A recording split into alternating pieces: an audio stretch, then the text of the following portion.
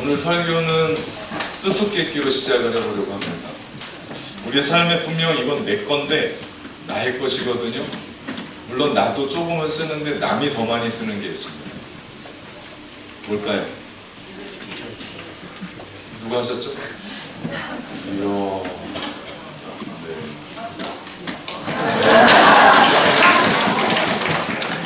정확했습니다. 이름입니다. 이름은 모름지기 정체성이에요. 그것의 어떤 뜻, 의미를 담고 있습니다. 그런데 이 이름은 내가 짓는 것도 아니에요. 태어나 봤더니 내가 받는 거고 사람들이 모여서 그렇게 하자라고 이름을 짓는 게 더 많습니다. 세상의 모든 곳에는 이름이 붙어 있어요. 우리가 예배하는 이곳은 글렌필드 교회입니다. 제 앞에 있는 이 물건은 마이크입니다. 저는 최요한입니다. 오늘은 크리스마스입니다. 세상의 모든 것에는 이름이 붙어 있고 그 이름은 다 소중하고 중요합니다. 근데 성경에 보니까요, 하늘과 땅의 모든 이름 중에 가장 높고 귀한, 존귀한 이름이 있다라고 말씀합니다. 그 이름이 예수님. 그 어떤 이름보다 중요한 예수님. 오늘 본문은요, 그 예수님의 이름을 두 가지로 얘기합니다. 저는 그 이름을 소개하려고 합니다. 첫 번째는 예수. 그 뜻은 오늘 본문의 21절에 보니까 아들을 낳으리니 라고 시작하면서 그 예수님의 뜻을 뭐라고 얘기합니까? 자기 백성을 죄에서 구원한 자라고 얘기합니다. 다시 말하면 예수님이 이 땅에 오셔서 태어날 때 이미 그분이 무엇을 하셔야 될지를 말씀하고 있는 겁니다. 우리를 위해서 십자가 지시기로 약속되어 있었던 거죠. 그래서 그분은 우리를 위해서 십자가를 지신 겁니다. 모든 사람은 죄를 짓고 삽니다. 그 죄를 대문자로 써서 sin이라고 얘기해요. 오리지널 죄입니다. 그러면서 그 죄로 말미암아 우리는 조그만 실제적인 소문자 sin스의 죄를 져요. 다시 말하면 우리 모두는 죄의 노예가 돼서 평생 수고하고 무거운 짐을 지고 살아가는 사람들이 우리입니다. 평생을 그렇게 살아요. 언제까지요? 죽을 때까지. 그러면서 그 죄의 결과는 영원한 죽음이에요. 파멸입니다. 그 죽음에서 우리를 건지시기 위해서 구주가 나셨어요. 누가복음에 보면 이렇게 말씀합니다. 오늘날 다윗의 동네에 너희를 위하여 구주가 나셨으니 곧 그리스도 주시니라. 이 날이 크리스마스입니다. 우리에게 구주가 나신 날이 크리스마스예요. 오늘 이 자리에 아이들이 율동도 하고 많은 기관들이 함께 나와서 축하도 하지만 우리의 파티가 아니라 구주가 나셨기 때문에 우리가 이러한 축하 파티를 합니다. 예수님만이 우리를 죄에서 구원할 유일한 구주십니다. 다른 길은 없어요. 저와 여러분이 오직 예수 그리스도의 은혜를 받고 구원받아서 새로운 생명, 새로운 삶으로 이 땅을 살아갑니다. 이 모든 것이요, 예수님 때문이에요. 그리고 그날을 크리스마스라고 부르고 우리는 축하하고 기뻐하는 겁니다. 많은 부서에서 그리고 기관에서 이 축하 행사를 준비한다고 들었습니다. 그리고 열심히 해요. 특별히 우리 AOC 우리 청소년들, 우리 사춘기 애들입니다. 다 병들어서 좀 이상한 애들. 그 애들이 지난 방학에 주중에 3번, 뭐 토요일 날은 말할 것도 없이 열심히 모여서 저도 그랬고 우리 선생님도 그랬고 뭐 그렇게 특별히 관여하지 않았어요. 자기들끼리 안무 짜고 자기들끼리 웃으면서 자기들이 간식 먹고 그래도 즐겁게 그 2시간을 보냈습니다. 제가 뒤에서 보면서 흐뭇했어요. 예, 주님이 오신 날을 기뻐하는 겁니다. 많은 부서도 그랬을 거고요, 기관도 그랬을 거예요. 왜 우리가 그런 일들을 합니까? 이번에 상금도 안 붙어 있어요. 상금도 안 주고 상품도 안 주는데 왜 그렇게 열심히 해요? 주님이 구주가 우리를 위해 태어나셨기 때문에. 그래서 우리가 오늘 기쁘게 성탄 예배를 드립니다. 여러 해 동안 병 때문에 병원에 누워 있었던 사람은 의사로부터 당신 다 나았어, 퇴원하시오, 이 소리는 기쁨의 소식이에요. 얼마나 또 병원이 지긋지긋하겠습니까? 우리가 영원한 죽음으로 달려나가는 우리에게 예수 그리스도가 이 땅에 오셔서 영원한 생명을 주시고 너 살았다라고 하는 죄의 용서함을 우리 가운데 허락해 주셨죠. 그날이 크리스마스고 그것 때문에 우리는 기뻐하고 축하합니다. 지난주에 우리 교회에서 신앙생활 잘하다가 먼 타지로 직장 때문에 떠난 우리 청년을 만나서 밥을 먹게 됐습니다. 그 청년이 그런 얘기를 하는 거예요. 자기는 참된 교회가 너무 좋답니다. 그곳에서도 신앙생활하고 그곳에서도 봉사를 동일하게 하는데 참된 교회처럼 따뜻하고 행복한 공동체를 만나지를 못하는 것 같다. 그러면서 저에게 감사하다고 밥을 산 거예요. 자기의 신앙을 그렇게 키워주셔서. 어제가 밥 먹다 말고 눈물이 나더라고요. 남자 둘이 밥 먹다가 울면 안 되잖아요. 그래서 눈물을 꾹 참았습니다. 근데 기뻤습니다. 행복했습니다. 이게 다 예수님 때문에 그런 거 아니에요? 예수 그리스도의 그 존귀한 이름을 우리 가운데 주셨기 때문에 제가 어떻게 사람을 변화시킵니까? 제가 어떻게 사람을 이곳이 좋다라고 말할 수 있겠습니까? 예수 그리스도의 그 존귀한 그 이름이 한 사람을 변화시키고 예수 그리스도의 그 존귀한 이름이 새로운 인생을 살게 하고 삶의 의미를 주더라. 그렇기 때문에 우리는 기뻐하고 즐거워할 수밖에 없는 겁니다. 그렇습니다. 우리가 예수 그리스도의 이름을 부를 때 죄는 용서받고 죄책감은 물러가고 우리의 삶의 절망과 좌절과 실망은 떠나가고 예수 그리스도의 이름을 부를 때 오늘 우리는 하나님의 나라를 살아가는 새로운 희망이 우리 가운데 있게 되는 줄 믿습니다.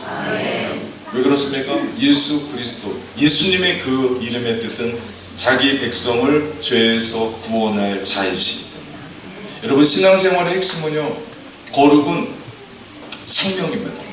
요즘 코로나 바이러스 때문에 상당히 두려워하고 어려워하고 힘겨워합니다. 그런데 그 바이러스보다 더 무서운 게 죄의 바이러스예요.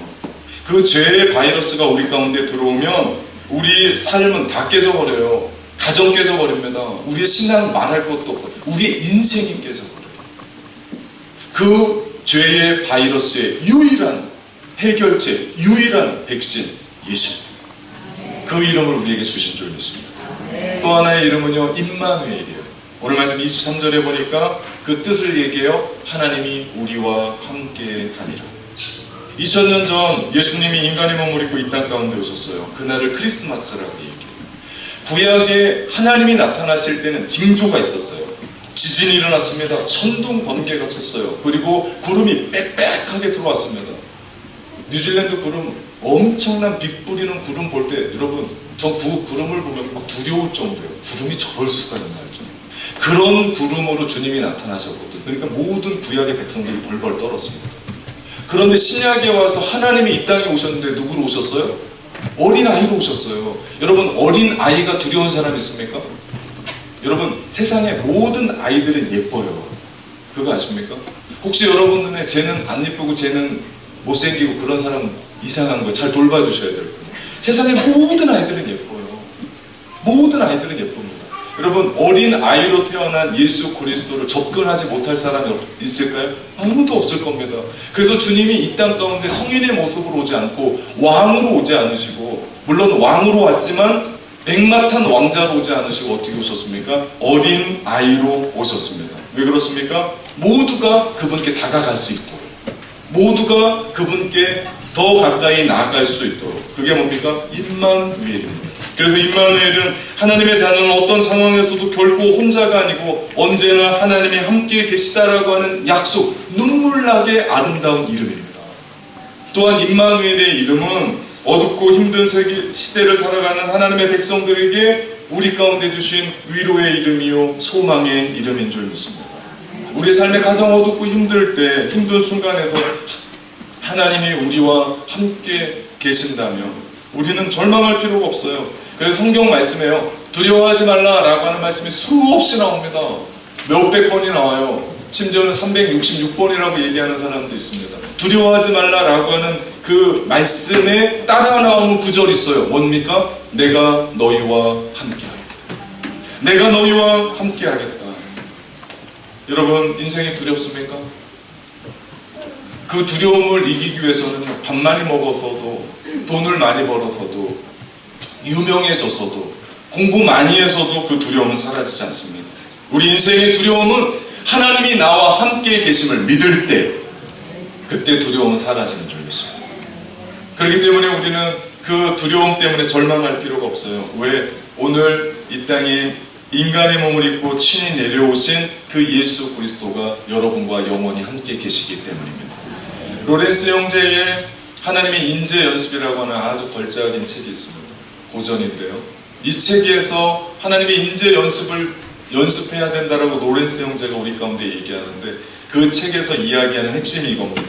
하나님이 나와 함께 계심, 임마누엘을 매일매일의 삶 속에서 경험해야 된다, 만나야 된다, 누려야 된다라는 것이 이 책의 핵심입니다. 시편 23편 4절에 보니까 내가 사망의 음침한 골짜기를 다닐지라도 해를 두려워하지 않을 것은 주께서 나와 함께 하심이다. 다윗이 고백합니다. 사망의 음침한 골짜기는요, 죽을 지경이 된 거예요. 사망의 음침한 골짜기는요, 내가 살 수 없는, 희망이 없는 고난과 아픔, 실패의 상황이에요. 다윗이 그런 상황에서도 두려워하지 않는 이유는 한 가지입니다. 주님이 나와 함께 계십니다. 여러분, 우리도 마찬가지예요. 임마누엘, 구약의 다윗은 그 하나님을 경험했습니다.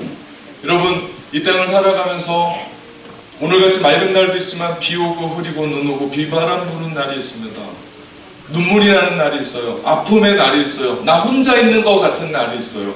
그때 여러분, 그 상황에서 주님이 나와 함께 계심을 볼 수 있는 영적인 눈이 띄어지시기를 주님의 이름으로 축원합니다. 오늘 마태복음 1장에서 이야기하는 임마누엘의 이 말씀은 마태복음 마지막 장 28절에 임마누엘의 말씀으로 끝납니다. 뭡니까? 내가 세상 끝날까지 너희와 항상 함께 하겠다라고 주님이 하늘로 승천하시면서 제자들에게 약속하셨던 말씀입니다. 오늘 지극히 어렵고 힘든 삶의 현장 안에 있는 사람이 있다면, 임마누엘 되신 그 하나님이 나와 함께 계심을 믿는다면 두려워할 것이 없습니다. 인생 외롭고 힘들고 처절하고 지금 현실 앞에서 어디로 나가야 될지 모르는 암담한 속에 있어도, 실패여도 괜찮습니다. 왜냐하면 그곳에 우리 주님이 함께 계시기만 한다면. 오늘 우리 예배 가운데도 함께 하십니다. 우리의 삶의 현장에도 우리 주님은 우리 가운데 함께 하시는 줄 믿습니다. 우리 믿음의 사람들이 해야 될 일은요, 우리의 현실을 바라보는 게 아니에요, 문제를 바라보는 거 아니에요, 고난을 바라보는 것이 아닙니다. 그 너머에 계신, 나와 함께 계신 주님을 바라보는 눈이 띄어져야 되는 줄 믿습니다. 그러면 삽니다. 그러면 회복됩니다. 그러면 일어나게 될 줄 믿습니다. 그렇게 주님을 만나는 날, 이 날을 우리는 크리스마스라고 얘기해요. 그러고 보면 12월 25일만 크리스마스가 아니에요. 매 순간 매일마다 만나는 시간이 우리 인생에는 크리스마스인 줄 믿습니다. 주님을 만나십시오. 그 주님과 늘 함께 동행하십시오. 사랑하는 참된 가족 여러분, 메리 크리스마스.